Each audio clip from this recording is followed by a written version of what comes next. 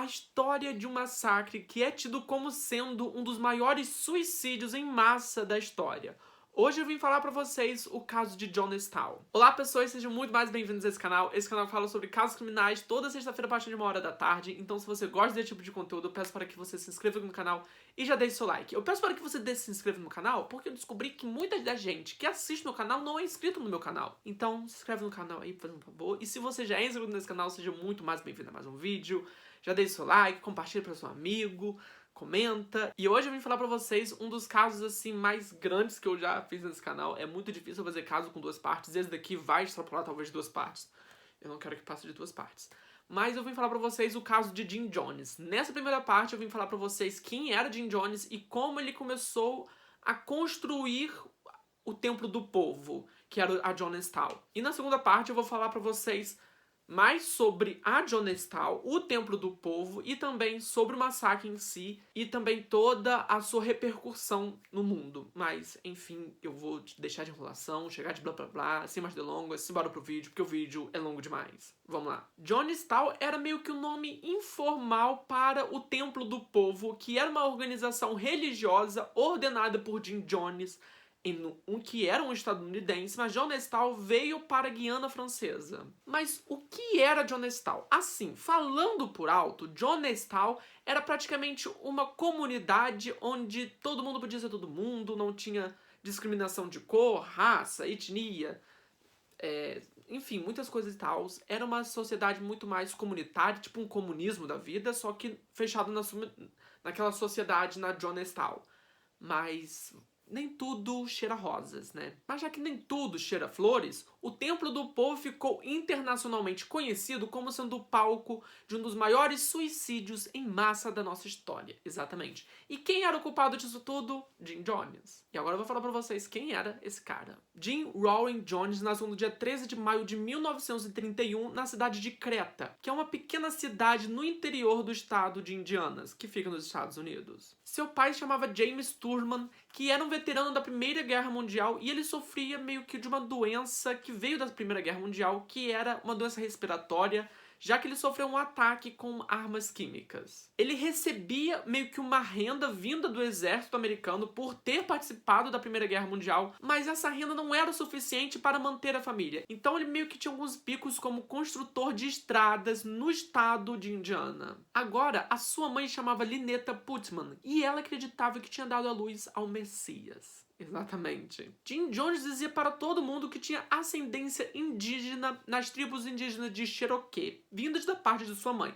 mas isso nunca foi comprovado. Mas ele acreditava tão fielmente nisso que ninguém tirava isso da cabeça dele. Ele era descendente de indígena e ponto final. A infância de Jim Jones foi durante o período da Grande Depressão que aconteceu em 1929. Ou seja, junto com as doenças respiratórias do pai, os problemas financeiros e tudo mais, fora também o estresse, meio que tudo isso junto resultou em várias intrigas conjugais, várias brigas entre o casal. E como a crise era gigante e era para todo mundo, em 1934 a família foi expulsa da casa por não pagar a hipoteca. E foi somente com a ajuda dos parentes de Jones que eles conseguiram comprar um pequeno barraco que não tinha nem direito à água encanada e nem eletricidade, e eles compraram esse pequeno barraco nas proximidades da cidade de Lynn. Já na cidade de Lynn, eles tentaram ganhar uma renda extra novamente, mas dessa vez era com agricultura. Mas isso não deu muito certo, já que a vida do pai de Jones estava se deteriorando ainda mais, já que a doença parecia estar se progredindo. Exatamente. Tudo parecia estar piorando para ele. Muitas vezes a família de Jim Jones dependia da ajuda dos seus parentes e também de outras pessoas para poder comer, já que muitas vezes eles não tinham alimento para se alimentar. Até mesmo eles começaram a recorrer à caça, algumas caças de fruta, essas coisas e tal, para poder meio que suprir a demanda de comida em casa, mesmo sendo também insuficiente. E em Lynn, na cidade de Lynn, a família Jones meio que tinha um nome pesado na cidade, eles eram respeitados, mas a família de Jim Jones especificamente, o pai, a mãe e ele, não eram tão respeitados assim, já que Lynetta meio que xingava todo mundo, usava calças, o que naquela época era algo assim, meu Deus amado, o que está acontecendo com essa mulher? Essa mulher é do cão, deve ser lésbica, alguma coisa assim. E fora também que eles começaram a sofrer alguns ataques já que eles não frequentavam tanto assim a igreja, ou seja, eles não poderiam ser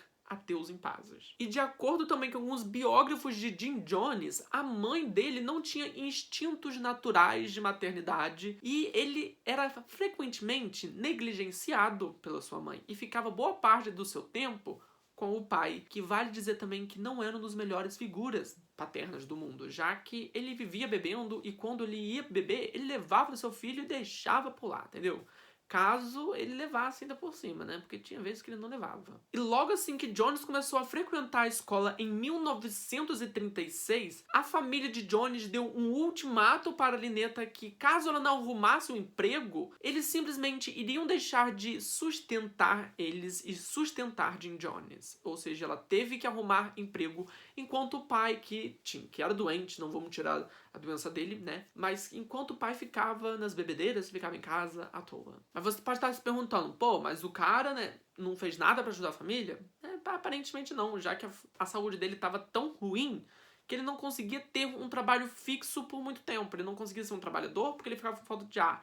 Ele não conseguia ter trabalhos manuais fortes porque ele não tinha força para isso. E como a sua mãe começou a ser ausente de casa e seu pai estava pouco se ferrando pro Jones, ele começou a vagar pela cidade simplesmente nu. Exatamente. Ele saía por aí mostrando um bingolim para todo mundo. Embora os seus tios e tias dessem roupa para ele vestir e morassem ali perto. As pessoas viam aquilo e ficavam com pena, obviamente, e eles começaram a tratar Jim Jones como se fossem seus filhos. Exatamente. As mulheres vizinhas começaram a chamar o garoto para casa para dar alimento, roupas, presentes, entre outras coisas mais. E foi nesse meio de visitar a casa das mulheres para receber comida que Jim Jones conheceu uma pessoa muito importante para a sua vida e que moldou ele futuramente. Foi nessas andanças que ele andava simplesmente nu que ele conheceu uma mulher chamada Myrtle Kennedy, que chamou ele para sua casa para poder oferecer comida, e essas visitas à casa dela começaram a se tornar muito frequentes. Myrtle Kennedy era esposa de um pastor e ela começou a ensinar o Jim Jones a interpretar a Bíblia e seguir todos os fundamentos da Bíblia. À medida que Jim Jones começou a crescer, ele começou a frequentar simplesmente todas as igrejas possíveis da cidade de Lynn. Ele frequentava elas toda semana, uma semana em cada uma, e vale lembrar que ele chegou a ser batizado em várias dessas igrejas. E foi nesse meio aí, nessa crescida em volta de igrejas, que Jim Jones confidenciou a um amigo que queria se tornar pastor. A família desprezou isso, mas o amigo dele disse, vá em frente, siga o seu sonho. Para vocês terem noção, a mãe dele certa vez pegou ele meio que imitando um pastor de uma igreja e ela ficou horrorizada com isso e decidiu meio que tentar punir ele, não deixando ele frequentar aquela igreja. Mas isso não adiantou de nada, já que ele continuou frequentando outras igrejas e o sonho de ser pregador ainda estava dentro dele. Apesar da vizinhança e das mulheres que ajudavam ele a falar e saberem da situação de Jim Jones, elas reclamavam que ele não era uma criança muito fácil. Xingava todo mundo, era constantemente, tipo assim, falava bom dia, filha da puta, vá tomar naquele lugar. Assim, essa era a vida dele. E a mãe achava aquilo uma graça. Tipo assim, ai meu filho, dane-se, sabe? Era nesse nível. Porém, Jim Jones começou a ter alguns hábitos meio macabros. Meio não, completamente macabros. Ele começou a visitar uma fábrica de caixões e depois ele começou a visitar locais de atropelamento. Exatamente. Tipo, se algum animal passasse na rua e fosse atropelado, ele ia lá visitar aquele local. Depois de um tempo, ele começou a simular enterros desses animais. Ele pegava o animal e fazia toda uma cerimônia para vários amigos que ele chamava, e caso os amigos não aparecessem, ele continuava fazendo a cerimônia normalmente. E certa vez, um vizinho afirmou ver Jim Jones matando um gato para poder enterrar. Exatamente, gente. E ainda durante a infância, Jim Jones afirmou ter habilidades únicas, como voar. Exatamente. Ele acreditava que poderia voar sem asas, sem nada. Deus deu o dom de voar para ele. Porém, ironicamente, né, ele não soube voar, já que ele tentou provar que sabia voar pulando de um telhado e ele quebrou o braço nessa queda. É irônico isso, né? Apesar disso, ele persistia em dizer que tinha algum dom vindo de Deus, que tinha habilidades especiais. E, para vocês terem noção, Jim Jones até mesmo impunha alguns de seus amigos em situações de risco. Eu não entendi como, tipo assim, pula de tal que vão subir no telhado e ele começou a empurrar.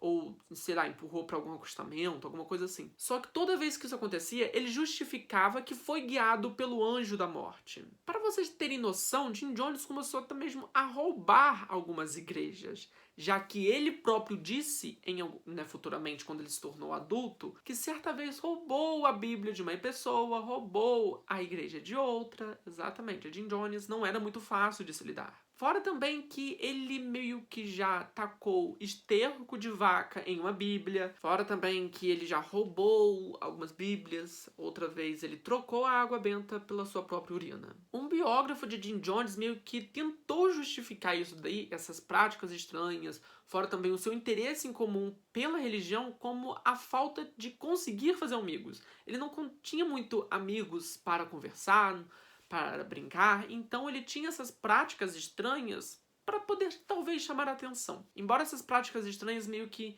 ressaltassem ainda mais para os vizinhos. Exatamente. Alguns vizinhos alegaram ver ele roubando doces de uma loja e outras coisas mais. Não só doces, mas outras coisas também. E a sua mãe era praticamente obrigada a pagar por esse roubo, caso ao contrário, dariam parte dele. Novamente, Jim Jones também era conhecido por falar muito palavrão, especialmente quando ele ia cumprimentar alguém, quando ele ia, tipo assim, bom dia, filho da mamãe, bom dia, isso, tomar naquele lugar, entende? Ele falava palavrão como se fosse normal, tipo assim, normal falar palavrão. A cada 3 palavras que ele dizia, 5 era palavrão. Normal isso. Esse comportamento de Jim Jones era muito semelhante à de sua mãe, que mais tarde disse achar graça quando as pessoas viam ela xingando. Tipo assim, na década de 30, uma mulher xingar como ela xingava e também andar de calça era algo muito absurdo. E ela achava graça disso. Ela achava muito engraçado quando as pessoas paravam para olhar ela xingando. Tipo assim,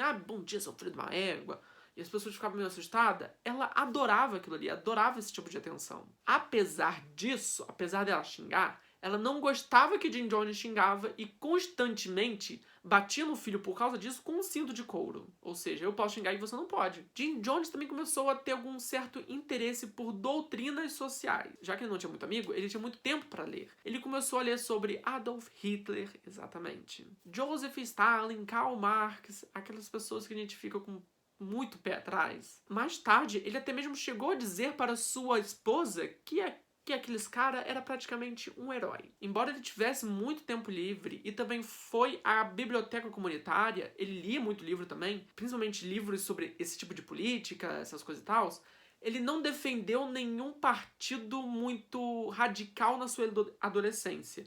Embora quando estourou a Segunda Guerra Mundial, ele começou a ter uma certa quedinha por partido nazista. Ele era simplesmente fascinado pelo poder, pela pompa, pela coesão do partido nazista. Ele glorificava aquele carinha lá, exatamente, o carinha do bigode. E é claro que os membros, que os vizinhos do bairro começaram a achar aquilo muito desconcertante, um garoto simplesmente apoiar a Alemanha nazista. E Jim Jones meio que começou a se espelhar nisso, já que ele agia como um ditador sobre as outras crianças. Ele falava, olha, tu vai andar comigo, se tu não andar comigo eu vou te bater. E realmente, se as pessoas desobedecessem ele batia nessas crianças. E começou a ficar pior ainda quando vários prisioneiros da Alemanha começaram a vir para os Estados Unidos e um amigo da infância de Jim Jones afirmou ter visto ele debochando da Alemanha, debochando desses prisioneiros, meio que estendendo o braço e gritando aquela saudação nazista. Isso meio que não era um deboche em si, era praticamente, olha, estou do lado de vocês, olha, tem uma criança aqui que não entende de nada do lado de uma coisa sem noção. Com isso tudo em mente, Jim Jones afirmou uma vez sobre sua infância, vamos lá, abre aspas, eu estava pronto para matar até o final da 3ª série. Quer dizer, eu era tão agressivo e hostil que estava pronto para matar. Ninguém me deu amor, nenhum entendimento. Naquela época, um pai deveria ir com o filho para as funções da escola. Havia algum tipo de desempenho escolar e o pai de todo mundo estava lá, menos o meu. Estava ali sozinho, sempre estava sozinho. Fecha aspas. Um outro biógrafo de Jim Jones disse que essa coisa de se alienar tão radicalmente, talvez a qualquer coisa como a religião ou até mesmo ao partido da Alemanha era meio que uma maneira dele de se sentir em uma família, já que ele não tinha tanta atenção vindo de dentro de casa. Mas antes disso, a família de Myrtle Kennedy se mudou novamente para uma outra cidade indiana e ficaram um tempo fora. Mas em 1942, ele foi visitar a família de Myrtle Kennedy e lá ele participava de vários cultos durante a semana. E aquilo para ele era excepcional, era magnífico. Quando Jim Jones voltou para a cidade de Lynn, ele começou a perturbar a vizinhança, especialmente as crianças, detalhando tudo sobre a relação sexual. Lembrando que nessa idade ele tinha apenas 12 anos, exatamente. Até mesmo a sua própria mãe foi advertida para que ela cuidasse e meio que castigasse Jim Jones por estar perturbando a vizinhança. Mas ela não fez nada disso e estava pouco se ferrando, vamos dizer assim. Como resultado, vários dos pais da vizinhança começaram a deixar Jim Jones de fora das suas brincadeiras e outras coisas mais. Eles simplesmente proibiam seus filhos de ver Jim Jones. E quando ele começou a estudar no ensino médio, aí mesmo que o desprezo começou a cair em cima dele. Ele era visto como um pária para qualquer pessoa daquela sociedade de Lynn. E agora eu vou falar para vocês sobre a educação de Jim Jones. Durante o ensino médio, Jim Jones recebeu o apelido de Jimmy e ele era considerado um aluno bem esperto. Ele se destacava dos demais. Fora também que ele era sempre visto carregando uma bíblia debaixo dos seus braços. Apesar dele ser uma pessoa muito religiosa, ele gostava de debater com as pessoas e principalmente com seus professores. Mas ele tinha uma coisa meio estranha, já que ele não respondia quem perguntasse ele primeiro. Tipo assim, bom dia, Jim Jones. Ele não respondia ninguém, a não ser que ele começasse a frase antes.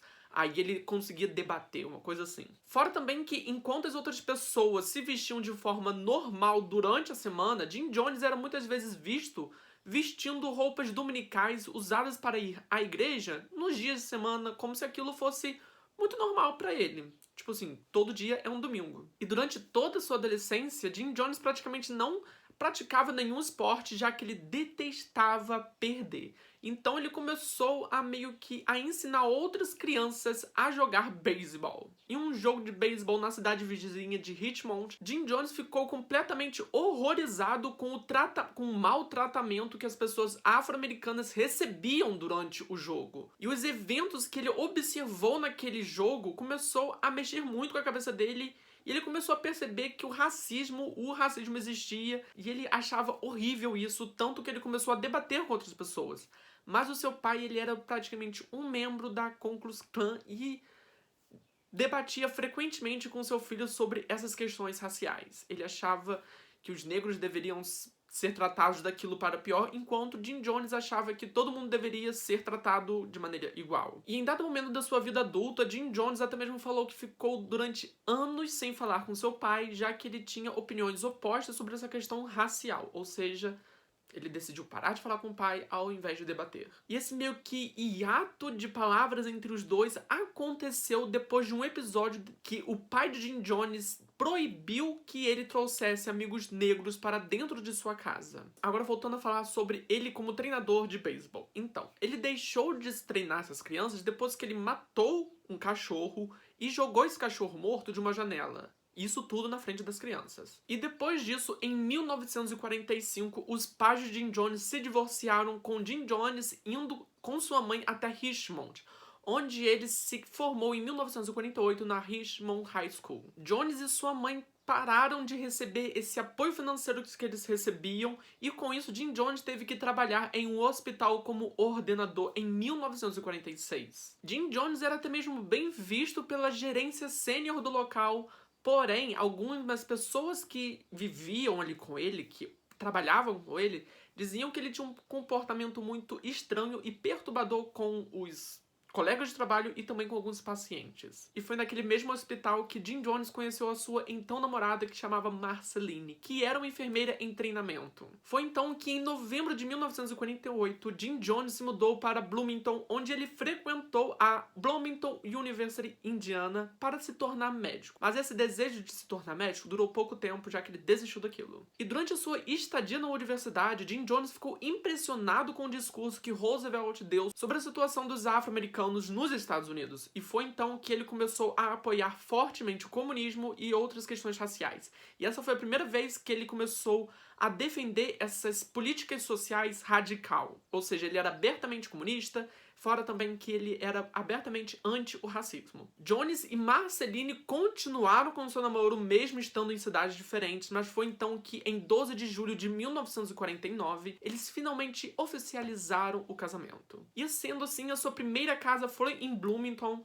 onde Marceline trabalhava no hospital ali perto e Jones frequentava a universidade. Porém, Marceline era metodista e isso meio que causou uma intriga entre ela e Jim Jones, e eles viviam em pé de guerra sobre essa questão de religião. A forte oposição sobre as questões raciais vindas da igreja metodista daquela época começaram a criar a intriga entre o casal. Foi praticamente a TNT do casal para explodir. Então, foi essa questão racial. Já que a metodista não apoiava que afro-americanos visitassem a igreja e Jim Jones queria que todo mundo visitasse a igreja. E isso começou a se tornar muito frequente e Jim Jones começou a abusar psicologicamente de Marceline, meio que dizendo que se ela não mudasse de igreja, ele largaria ela sem nenhum dinheiro, iria embora e coisa e tal. Apesar disso, ele começou a, depois de um tempo, a visitar as igrejas metodistas todo domingo pela manhã para poder ver as pregações. Ele dizia que era para poder ver as pregações, né, para poder comparar. Apesar disso, apesar dele frequentar as igrejas, ele praticamente ameaçava sua esposa para ela se tornar ateia. Ou seja, é melhor você se tornar ateu do que você frequentar essa igreja. Isso era o pensamento dele. Durante praticamente todo o seu casamento, Jim Jones começou a ser muito afetado por sua insegurança na questão de se Marceline amava ele ou não. Mas então Jim Jones começou a usar alguns métodos meio sádicos para provar se Marceline amava ele ou não. Ele começava a falar que alguns parentes dela haviam morrido, ela chorava, ele ia lá consolar e depois dizia que aquilo era tudo mentira.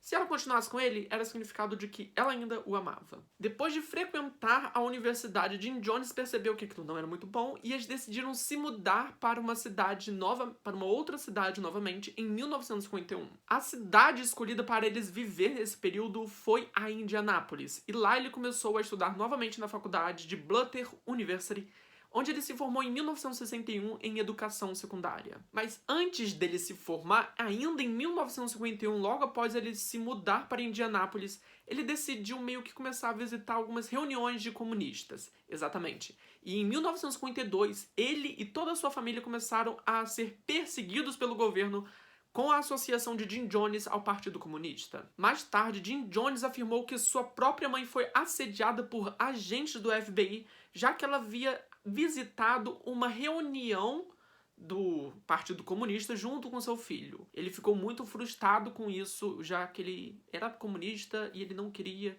que as outras pessoas meio que dissessem o que ele deveria ser ou não. Já que Jim Jones era essa pessoa que gostava de se aparecer, ele queria que as outras pessoas seguissem as suas crenças e tal, e foi então que ele teve a ideia de se infiltrar na igreja para poder pregar sobre as suas questões. Ele decidiu entrar na igreja para poder manipular as pessoas. É praticamente o que a gente vê hoje em dia, só que de uma forma diferente. Foi então que no início de 1952, ele disse para sua família e também para sua esposa que ele iria começar a se tornar um pastor metodista, acreditando que a igreja finalmente estava certa, estava na hora de praticar o socialismo real botado em prática. Até mesmo Jones ficou surpreso com a ideia de que um pastor metodista iria ajudar ele a começar uma igreja, já que ele era abertamente comunista e o pastor era contra o comunismo. Foi então que no verão de 1952, Jim Jones foi contratado pelo pastor para ser um pastor estudante para as crianças. Ele iria dar aula para algumas crianças, na Somerset Southside, exatamente. Lá ele até mesmo lançou um projeto para ter um playground para as crianças,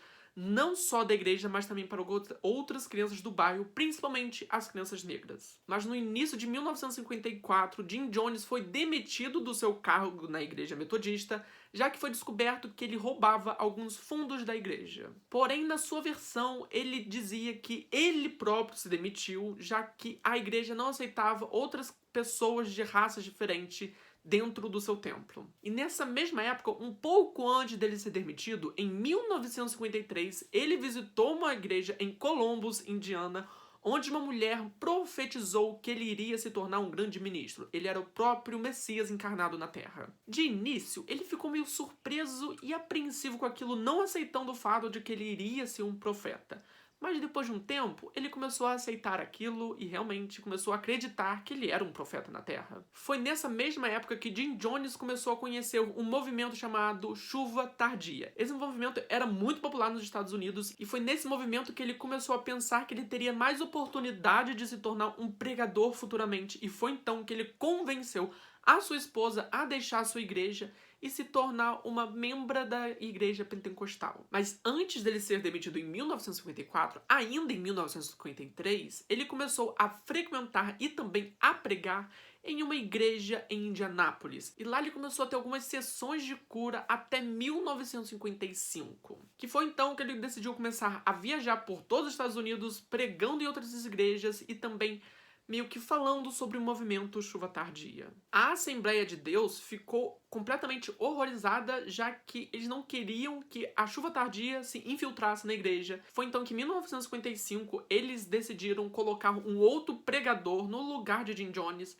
Jim Jones foi despejado mais uma vez e as sessões de cura começaram a parar. E depois dele ser demitido, ele decidiu criar um novo templo, que era a Rings of Raylan, que mais tarde se tornaria o Templo do Povo. Porém, essa igreja começou muito pequena, atraindo apenas 20 membros que vieram com ele da antiga igreja onde ele trabalhava. Não tinha tanta gente indo para lá, mas logo depois ele começou a se tornar muito popular. Já que ele tinha poucos membros e os membros que tinha não conseguiam contribuir muito financeiramente, ele viu em sérias questões financeiras. Foi então que ele decidiu até mesmo vender alguns macacos de estimação para poder arrecadar fundos para sua igreja. Mas antes disso não tinha muita gente indo, mesmo assim não tinha nada.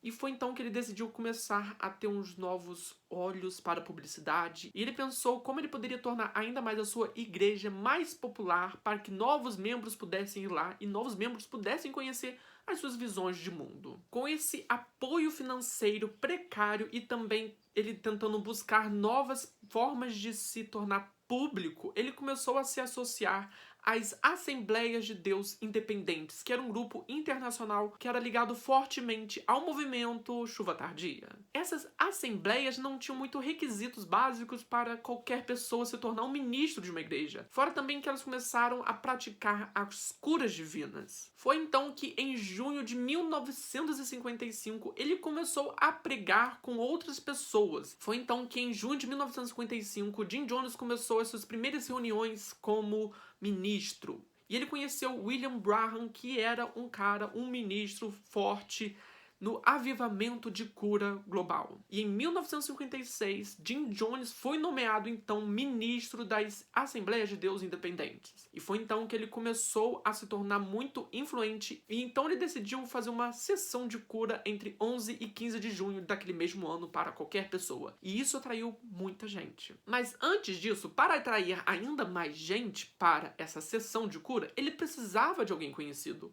E ele decidiu chamar o seu amigo William Branham para essa sessão de cura. Essa reunião se tornou muito bem sucedida, já que ele atraiu mais de 11 mil pessoas na sua primeira campanha conjunta. Aquilo praticamente era um recorde. E novamente Jim Jones foi profetizado que ele iria se tornar um grande profeta pelo próprio William Branham. E muitos participantes dessas reuniões acreditavam que, como Jim Jones realmente conseguia curar, aquilo era um dom sobrenatural. Aquilo começou a infiltrar na cabeça dele e ele começou a acreditar que ele era um verdadeiro profeta enviado por Deus. E após essa convenção, ele decidiu renomear sua igreja para finalmente a Convenção do Templo do Povo, para tentar se associar ainda mais ao pentecostal. Foi então que Jim Jones participou de uma série de avivamentos de cura em vários estados durante o período de 1955. Foi então que Jim Jones começou a participar de várias pregações de William Branham, dizendo que ele era o verdadeiro mensageiro de Deus,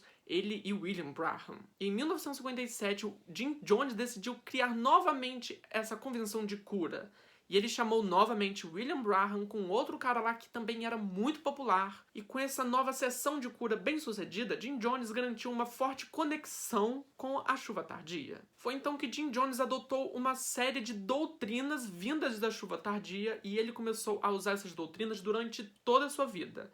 Ou seja, várias formas como ele pregava vinha mais ou menos da chuva tardia. William Branham, junto com o movimento Chuva Tardia, começaram a falar que qualquer pessoa poderia se tornar a representação de Deus na Terra com alguns dons sobrenaturais. E com essas pessoas começando a mostrar ainda mais esses dons especiais, esses dons sobrenaturais, eles acreditavam que a segunda vinda de Deus estava muito próxima de se acontecer. E que essas pessoas, e que esses sinais dessas pessoas que tinham esses dons sobrenaturais, isso significava uma nova era de milagre aqui na Terra. Era céu na Terra, praticamente. Isso era o que eles acreditavam. Jim Jones ficou praticamente encantado com essa ideia de nova era e foi então que ele meio que deu uma mexida em algumas coisas ali para poder colocar as suas próprias ideias dentro daquilo. Ou seja, ele usou um movimento, ele mudou esse movimento para botar as suas ideias em prática. Fora também que ele começou a acreditar realmente que ele era